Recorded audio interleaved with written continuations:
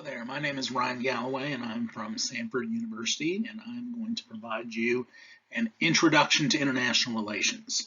One of the reasons why we're doing this lecture at this camp is because it's been a little while since some of you have debated an international relations topic, and there are a lot of theories that go along with why nations do what they do in international relations. And this lecture is an effort to try and provide you with what some of the literature says about why nations do what they do. So the fundamental question is, why do entities do what they do on the international level? We oftentimes talk about states, but it could be international actors, it could be individuals, and the question is, why do they do what they do? What helps explain the reason why people or nations or international organizations do what they do? Some people say that there are security reasons. Nations are trying to protect themselves from other nations, so they build up a military, they build up their economy, they're trying to survive. Other people say that there are political reasons why nations do what they do, that presidents or prime ministers are trying to win an election, or they're trying to look tough on the domestic stage, so they do certain actions. There could be economic reasons. You could be trying to make money. I know that for the Trump administration, there was a lot of efforts to say we were being ripped off in international relations, and other nations were costing us money, and other nations were free riding on the United States and preventing us from making as much money as we could. There might be legal reasons. Nations don't want to violate international law. Nations don't want to look like a pariah on the international stage, so they follow along with what other nations say that they need to do under international law. There might be prestige reasons, that nations want to look good on the international stage, that they want to bolster their leadership so other nations will follow along with what they want to do. The first theory we're going to talk about is realism, which is sort of the grandfather of international relations theory. It's sort of the first theory that people had about international relations, and it's still one of the prevailing ones in international relations theory. The basic tenets of realism are: number one, the international state is anarchic. There is no grand governing body. And so nations, because there's no grand governing body, will operate how they want to operate. There's no one controlling them, and as a result of that, they're going to do what they wish to do within the constraints of other nations. Furthermore, states are the most important actors. And by states, we don't mean states in the United States, we mean nation states. Non-governmental organizations and individuals are largely irrelevant. It's Russia, it's Ukraine, it's the United States, it's Canada, it's other nation states that are the most important actors in international relations. The third is that states are unitary rational actors. They will pursue their own self-interest and strive to gain as many resources as possible. Left to their own devices, states will try and expand. They will try and gain economic, political, and military resources unless another state tries to stop them. And as a result of that, states are going to act in their own self-interest. They're going to act aggressively on the international stage unless someone else stops them. The primary concern of states is survival, so they're going to try to deter other nations militarily. States want to survive, they don't want to be taken over by another nation, and so they'll do what they need to do in order to survive. A part of realism is a theory called hegemonic stability theory, which you've probably heard described as hegemony, or as debaters like to call it, hedge. A hegemon or unipole is one power that is stronger than all the rest and that acts as the world leader.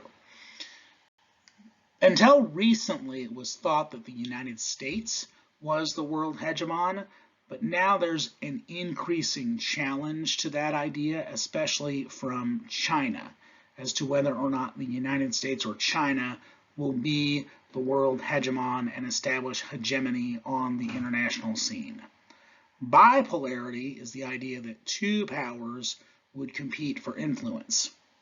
So you probably studied in your history classes the Cold War, that from about 1945 to about 1990, the world was divided into two major powers, the United States and the Soviet Union, and they competed for influence, with the United States and Western Europe and primarily Western nations trying to establish democracy and freedom, and the Soviet Union trying to establish authoritarianism and communism.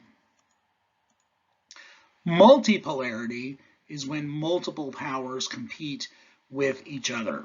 It's theorized that before World War I, the world was multipolar, that there was no grand hegemon, and there are a lot of theorists that argue that multipolar worlds may be more stable than either bipolar or hegemonic worlds.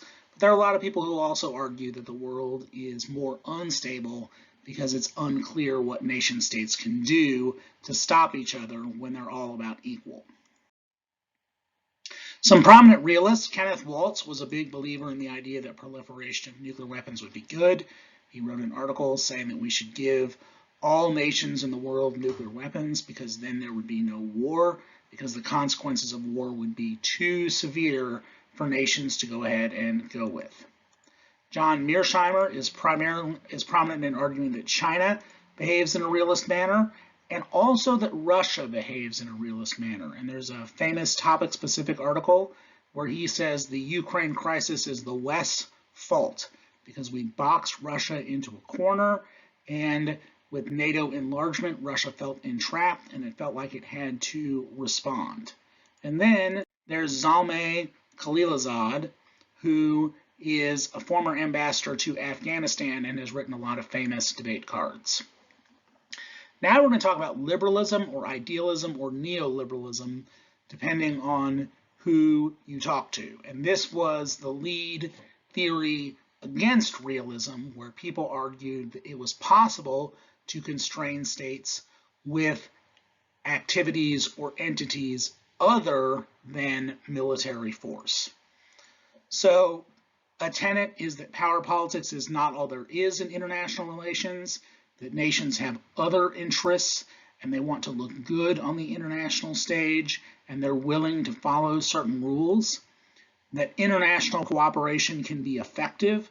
A realist would say nations will just take advantage of international cooperation and advance their own interest, but theorists that believe in liberalism would say international cooperation can be effective, and they look towards organizations like the United Nations, where nations can operate together in order to achieve common objectives.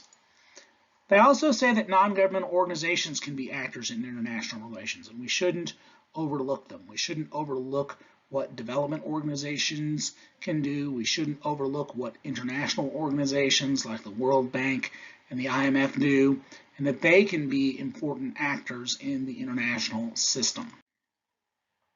Things liberals believe. The first is democratic peace theory, the idea that democracies don't fight other democracies. Therefore, we should spread democracy around the world. There is a wealth of literature on this subject, both promoting the theory and opposing the theory. In the 90s, it was thought that the best way to stop other nations from fighting each other was to make them democracies. And so we tried to expand democracy around the globe. While that's still the goal of the Biden administration, there's not as aggressive of promotion of democracy as there was during the Bush and Clinton administrations. There's also soft power, that nations can gain diplomatic leverage over other nations if they are respected. You've probably heard this theory before, that if a nation looks good on the international scene, that they can get other nations to go along with them. And then we can solve multilateral problems like climate change, like terrorism, like environmental problems that require multiple nations to work together in order to solve the problem. There's also interdependence, that trade relations cause peace. And so advocates of interdependence theory would say we need to establish free trade in as many nations as we can, because it is irrational to attack a nation that you are economically benefiting from. Why is that? Because the first thing you're going to do if a nation goes to war with you is cut off trade relations with them. Therefore, if they are benefiting economically from the relationship they have with you, then they will not attack you because they know they're benefiting economically from you. There are a lot of people that say interdependence checks conflict between nations. It's probably the lead theory that those that think the United States and China won't go to war believe because they are interdependent on each other. Also, a belief in international law, that international law is capable of constraining nations, that if we create treaties, that if we operate through the United Nations, that if we have the International Criminal Court decide decisions, that nations will want to follow international law for prestige reasons, and therefore international law can be effective in constraining nations. There's also a concept called the liberal international order. The first time I heard this idea was from Eikenberry, but it's a set of norms in the international community that promote free trade, democracy, and Western ideals. After World War II, nations got together and said, hey, we've had 2 world wars within a generation. Let's try and stop those from occurring again. And a series of democratic institutions were created after World War II. The United Nations, the World Bank, the International Monetary Fund. The United Nations, to where nations could get together and peacefully talk about their problems. The World Bank, to help solve economic matters, and the International Monetary Fund in order to promote development in nations because of the theory that economic decline caused World War II. Some famous liberals. Immanuel Kant first articulated the democratic peace theory. He thought that nations could get together and become democracies, and that democracies were inherently peaceful and would not fight each other. Joseph Nye created the theory of soft power. You've probably heard of Nye before. He's a professor at Harvard and believes that the best way for the United States to establish influence around the world is to do things that promote its beneficial image and to get other nations to go along with the United States. And then there's Woodrow Wilson, who tried to create the League of Nations. You're probably familiar in your history classes that after World War I, Woodrow Wilson fought hard to create the League of Nations. The League of Nations was created, but the United States was not part of the League of Nations. And a lot of people think that because the United States was not part of the League of Nations, that it hampered and hindered the organization, and the organization was unable to prevent the outbreak of World War II.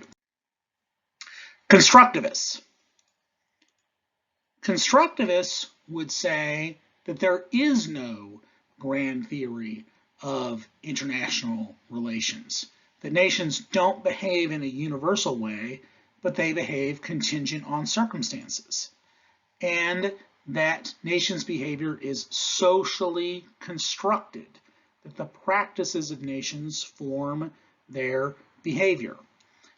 Big into the idea that speech acts create behavior, that if we call a nation a threat, that if we treat a nation as a threat, that they will begin acting like that threat. When we talk about securitization here in a little bit, we'll talk about the idea that if we think that a nation is a threat and we securitize that threat, we say we need to protect ourselves from that other nation, then we will behave in extraordinary ways to stop that other nation. Well, that nation will then respond to those extraordinary measures, and you'll have a security dilemma spiral. Nations will behave the way other nations linguistically and practically construct them. So if we call another nation a threat, if we call another nation a rogue nation, then they will behave as such. if you treat a nation as a threat, they will act like a threat. So a constructivist would say that when we call nations things like the axis of evil, or when we call them threats to the international world order, that it's more likely that they will become threats in that way. An argument you're very likely to hear on this topic is the security critique, that threats are constructed, that you can't objectively prove them. A securitization theorist from the Copenhagen School would argue that there is no objective threat in the world, unlike a realist that would say that nations act in a state of anarchy.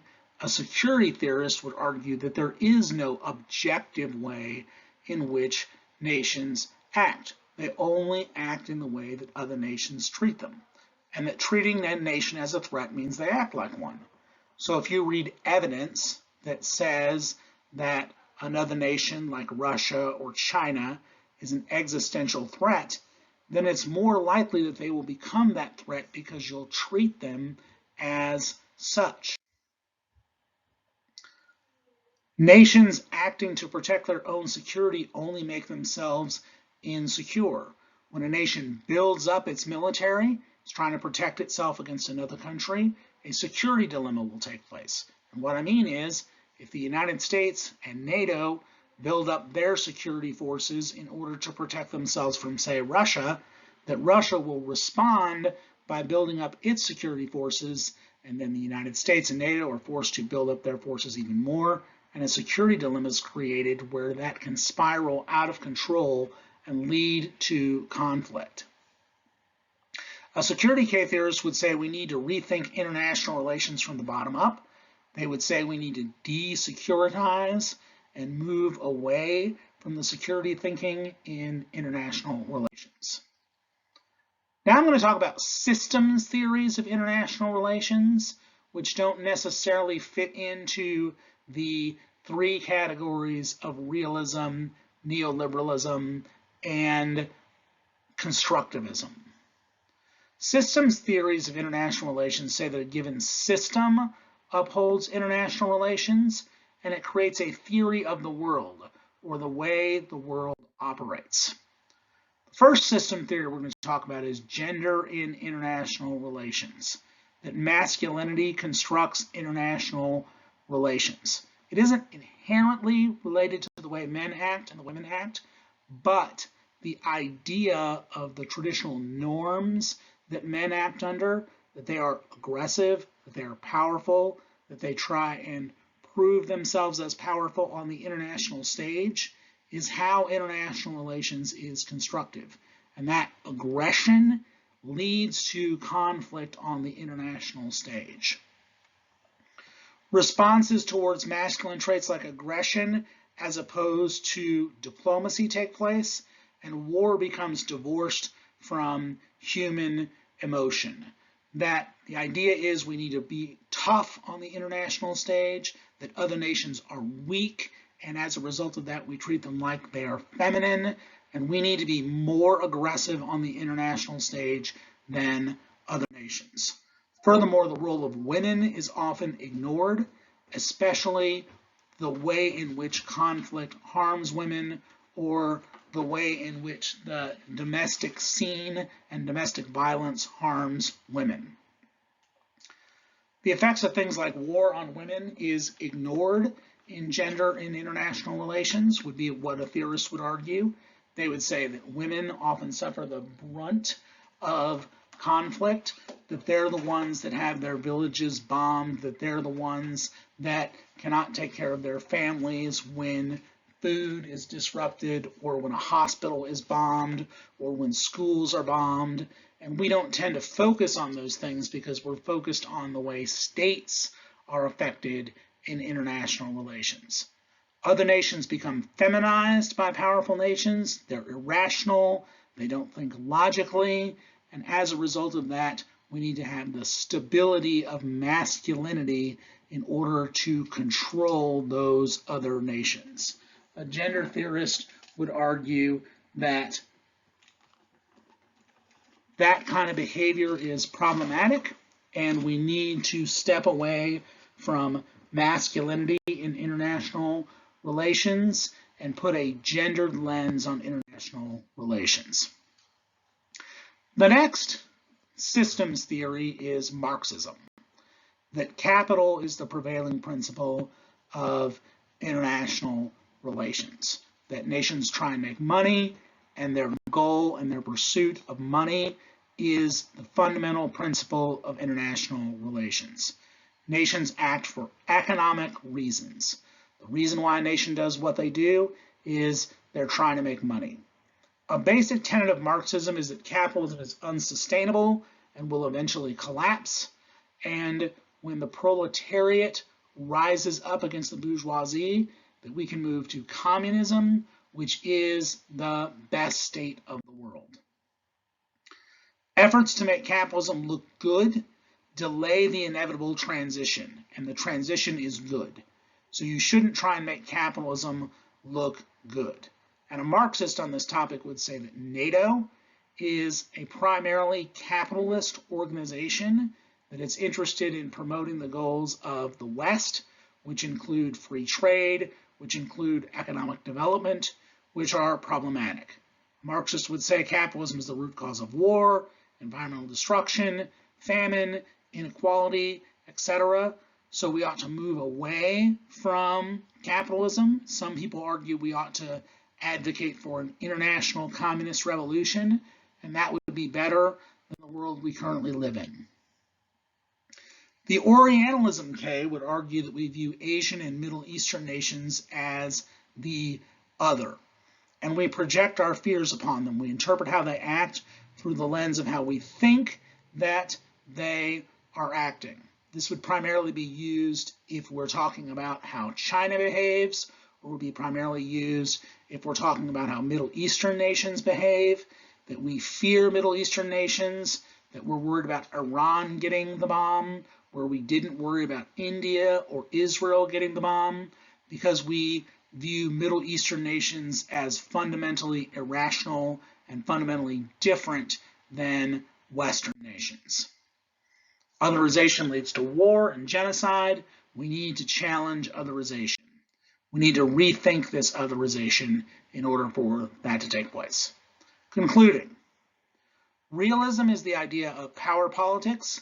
It's probably the #1 theory of international relations, and it's probably going to be the fundamental premise of a lot of affirmatives on this topic, that we need to cooperate with NATO in a security manner in order to make the West more secure against threats like Russia, like China, like the Middle East, etc. We need to take advantage of these new and emerging technologies like artificial intelligence, like biotechnology, and like cybersecurity in order to prevent other nations from attacking the United States. Liberalism is that ideas matter.